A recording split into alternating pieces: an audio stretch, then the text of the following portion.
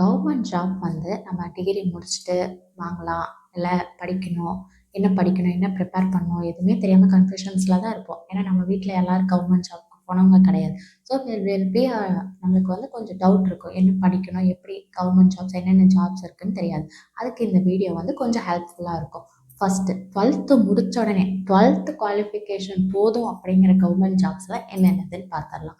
First defence force. டிஃபென்ஸில் என்னென்னலாம் இருக்குது? Navy, army, air force 3மே இருக்குது. இந்த 3க்குமே ஏஜ் லிமிட் வந்து 16.5லேருந்து 19.5 இருக்கிறவங்க மட்டும்தான் எலிஜிபிள். ஸோ நீங்கள் காலேஜ் டிகிரி போடுறதுக்கு முன்னாடியிலேருந்து எக்ஸாம்ஸ் எழுத ஸ்டார்ட் பண்ணிடலாம். ஒரு வேளை 10th படிச்சுட்ருக்கீங்க, 11th படிச்சுட்ருக்கீங்கன்னா இந்த எக்ஸாம்ஸ்க்கு ப்ரிப்பேர் பண்ணலாம்.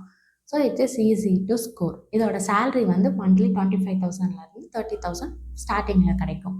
போக போக இன்க்ரிமெண்ட்ஸ், டிகிரி முடிச்சா அதுக்கு அட்வான்ஸ் எல்லாமே இதோட இதில் இருக்குது.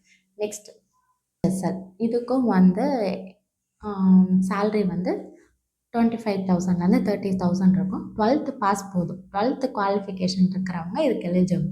காலேஜ் போயிட்டீங்களா, 18 இயர்ஸ் ஆயிடுச்சா, எக்ஸாம்ஸ்க்கு ப்ரிப்பேர் பண்ணுறீங்களா இல்லையோ, அட்டன் பண்ணுறது பெஸ்ட்டு. எவ்வளோ அட்டன் பண்ணுறோமோ அப்பப்போ இதெல்லாம் கொஷின்ஸ் வரும் அப்படிங்கிறது நம்மளுக்கே தெரியும். எப்பப்போல்லாம் நோட்டிஃபிகேஷன்ஸ் வருதோ அப்போல்லாம் கிளிக் பண்ணி அப்ளை பண்ணிடுங்க. ஆன்லைனில் அப்ளை பண்ணிட்டீங்கன்னா எக்ஸாம் சென்டருக்கு போய் எக்ஸாம் எழுதுகிறப்ப ஜஸ்ட் ஒரு ப்ராக்டிஸாக இருக்கும். ஃபெயில் ஆனால் யாரும் உங்களை எதுவும் சொல்ல போகிறதில்ல. Just trial and version. Next இது ரயில்வே எக்ஸாமில் வந்து ஆர்ஆர்பிக்கும் என்பிஆர் குரூப் டி எக்ஸாம்ஸ் இருக்குது. இது சேலரி 30,000லேருந்து ஸ்டார்ட் ஆகும். இதுக்கு 12th qualification over. So college படிக்கும் போதே வந்து exams side by side prepare பண்ணி எப்பப்பெல்லாம் நோட்டிஃபிகேஷன்ஸ் வருதோ அப்பப்பெல்லாம் எக்ஸாம்ஸ் எழுதிடுங்க. நெக்ஸ்ட்டு வந்து போலீஸ் ட்ரைனிங்க்கும் 12th போதும். ஃபிசிக்கல் ஃபிட்னஸ் ரொம்ப ரொம்ப முக்கியம். ஃபிசிக்கல் ஃபிட்னஸ் இருந்தீங்கன்னா போதும், எக்ஸாம்ஸ் எழுதி உள்ளே போய்க்கலாம். நெக்ஸ்ட்டு போஸ்ட் ஆஃபீஸ்க்கு வந்து மேக்ஸிமம் ரிட்டன் எக்ஸாம்ஸ் இருக்கும். ரிட்டன் எக்ஸாம்ஸ் இல்லாமல் டேரெக்டாக நம்மளால் உள்ளே போக முடியும்.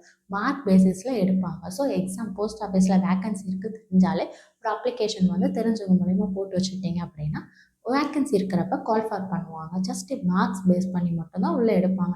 அதுக்கப்புறம் டிகிரி கம்ப்ளீட் பண்ணி மேல் போஸ்ட்டுக்கு எக்ஸாம் எழுதி உள்ளே போய் திறமையாக இது பண்ணுறது யுவர் டேலண்ட். ஸோ இவங்களோட ஸ்டார்டிங் சேலரி வந்து 18,000லேருந்து 25,000 வரைக்கும் இருக்கும். So this R the exams. 12th மட்டும் போதுங்கிற எக்ஸாம்ஸ். 12th படிச்சிருந்தா போதும், கவர்மெண்ட் எக்ஸாம் எழுதி உள்ளே போய்க்கலாம்.